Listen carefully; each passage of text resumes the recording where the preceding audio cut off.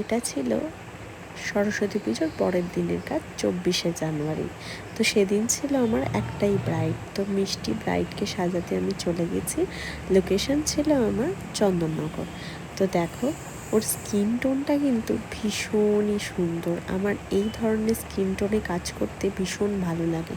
আর আমি অবশ্যই কিন্তু প্রতিটা ব্রাইডকে তার স্কিন টোন মেনটেন করেই কাজ করার চেষ্টা করি, যাতে তার স্কিন টোনটা তার অনুযায়ী বজায় থাকে, সেটা যেন খুব বেশি হাইলাইট না করে।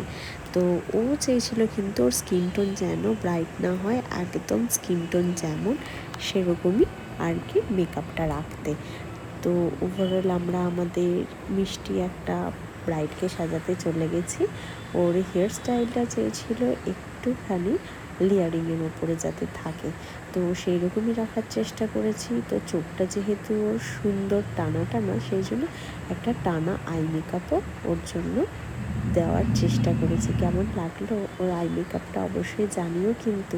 সো একদম হালকা, যেটা ওর স্কিনে যায়, যেন খুব উগ্র না লাগে, দেখতেও সুন্দর লাগে। তো সেই ধরনের আই মেকআপই কিন্তু আমি করতে ভীষণ ভালোবাসি। তো যারা আমাকে বুক করে তারাও কিন্তু এই ধরনের আই মেকআপই চায় আমার কাছে। তো ওর কলকাটাও কমপ্লিট করছি আমি। তো ও চেয়েছিল একটু আইব্রো অবধি যাতে কলকাটা থাকে আর যেন স্লিক থাকে, খুব বেশি মোটা যেন না হয়। তো আমি সেই রকমই রাখার চেষ্টা করেছি। তোমাদের কেমন লাগলো আমার এই ব্রাইডের সাজটা অবশ্যই জানিও কিন্তু তোমরা। আমাদের নেক্সট ব্রাইডাল মাস্টার ক্লাস কিন্তু স্টার্ট হচ্ছে জুলাই থেকে। তো যারা বুক করতে চাইছো তারা কিন্তু ঝটপট আমাদের স্ক্রিনে দেওয়া নাম্বারে বুক করে নিতে পারো। তো দেখো, ব্রাইডের ফুল মেকআপ কমপ্লিট। ও একটু লজ্জাই পাচ্ছিল ফটো ভিডিওতে, তো আমি তাও ওকে একটু বলে বলে একটুখানি ভিডিও নিচ্ছিলাম।